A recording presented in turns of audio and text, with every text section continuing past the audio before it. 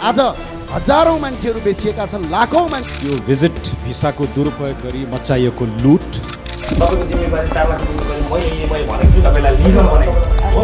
Visa आइसकेको छ। खोल्नुहोस् फाइल, कुन फाइल हो खोल्नुहोस्। निष्पक्ष छानबिन गर्ने वातावरण बनाइदिनुहोस्, हामी अनुरोध गर्न चाहन्छौँ। देशमा भ्रष्टाचार विरुद्ध प्रश्न उठ्छन्, छानबिन गर्ने निकाय पनि छन्, अनुसन्धान हुन्छ, फाइल खुल्छ, बयान लिइन्छ, मिडियामा चर्को आवाज गुन्जिन्छ, तर नतिजा आम मानिसको अनुमानभन्दा फरक। ठुला माछा किन कहिल्यै समातिँदैनन्? सानाहरू जेल पुग्छन्, ठुलाहरू मञ्चमा उभिन्छन्, तर पनि जनताको आशा अझै मरेको छैन। भन्छन् गठबन्धन फेरिएला, सत्ता साटिएला, कुर्ची बदलिएला, तर फाइल कहिल्यै बदलिँदैन। एक्ट ब्लुजको आजको श्रृङ्खलामा नेपालकै सबैभन्दा चर्चित काण्डमध्ये एक भिजिट भिजा प्रकरण बारेमा चर्चा गर्नेछौँ।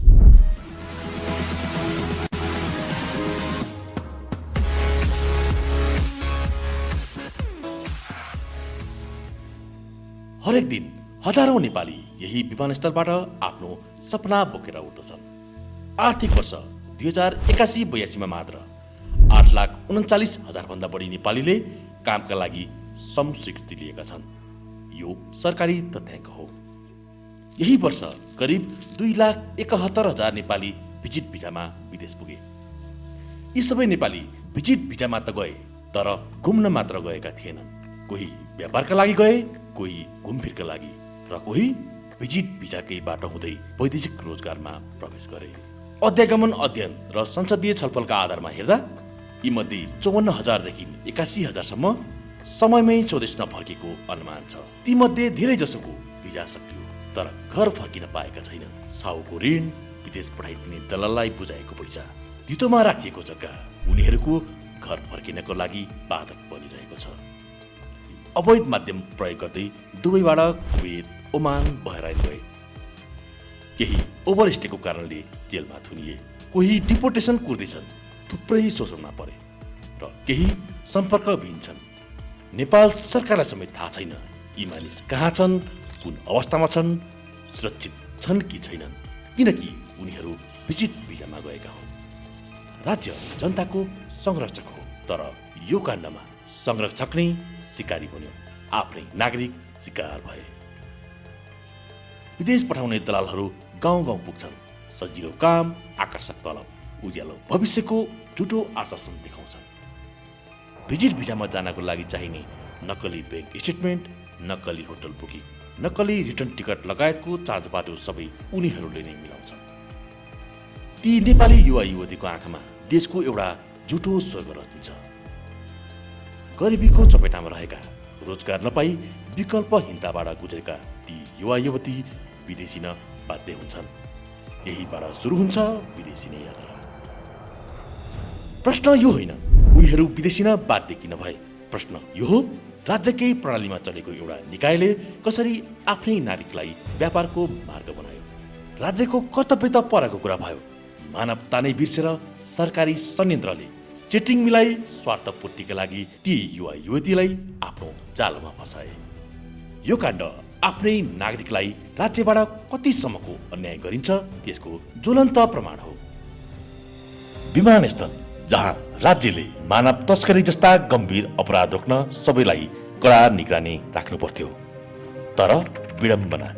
मे 21, 2025 अख्तियार दुरुपयोग अनुसन्धान आयोग त्रिभुवन अन्तर्राष्ट्रिय विमानस्थलमा अचानक छापा मार्छ र अध्यागमनकै प्रमुख पक्राउ पर्छन्।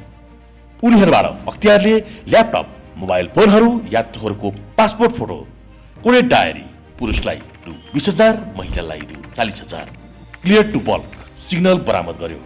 डिलिट गरिएका फाइल डिजिटल फोरेन्सिकले रिकभर गर्यो। तीर्थराज भट्टराई पद अध्यागमन प्रमुख, कार्यकाल अक्टोबर 9, 2024 देखि मे 16, 2025 सम्म। आरोप भिजिट भिजाका भ्रष्टाचारी आरोपी, रकम रु 79,80,000। यज्ञराज अर्याल पद अध्यागमन अधिकृत, आरोप भिजिट भिजाका भ्रष्टाचार आरोपी, रकम रु 8 लाख। यी नामहरू सामान्य कर्मचारीका होइनन्, यिनै व्यक्तिहरूले नै मेन पावरसँग सेटिङ मिलाई ती युवा युवतीसँग रकम असुले।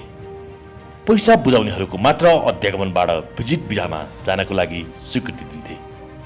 अख्तियारको छापापछि प्रमाण जम्मा भयो, अनुसन्धान गहिरियो र डिसेम्बर 11, 2025 अख्तियार दुरुपयोग अनुसन्धान आयोगले मुद्दा दायर गर्यो। सहसचिव तीर्थराज भट्टराई पद पूर्व अध्यागमन प्रमुख, आरोप भ्रष्टाचार, मनी लन्ड्रिङ, साथै उनकी गाउँले बहिनी कविता पौडेल, जग्गा व्यवसायी खेम प्रसाद सुवेदी, ट्राभल एजेन्टहरू बालकृष्ण खड्का, दीपक भण्डारी र अन्य 4 जना विरुद्ध सम्पत्ति शुद्धिकरण सम्बन्धी मुद्दा दायर गरियो। यस मुद्दामा 1,03,80,600 रुपियाँ बराबरको विगतदाबी गरिएको थियो। डिसेम्बर 13, 2025 विशेष अदालतले उनलाई 25 लाख धरौटीमा रिहा गर्न आदेश दिएको छ।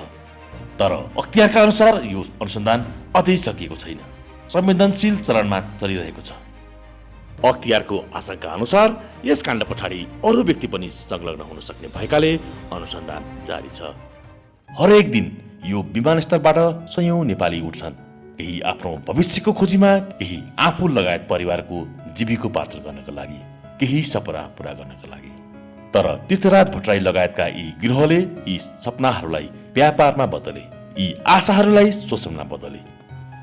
के अब पर्दा पछाडिका अरू तीर्थराज कोइरालाको पहिचान होला? जिम्मेवारहरूले सजाय पाउलान्? के ती शोषित नेपालीहरू फर्कनेछन्? त्यो आउने समयले नै पुष्टि गर्नेछ। फ्याक्ट भ्युजको आजको श्रृङ्खलामा यति नै। अर्को रोचक श्रृङ्खलाका साथ उपस्थित हुनेछौँ।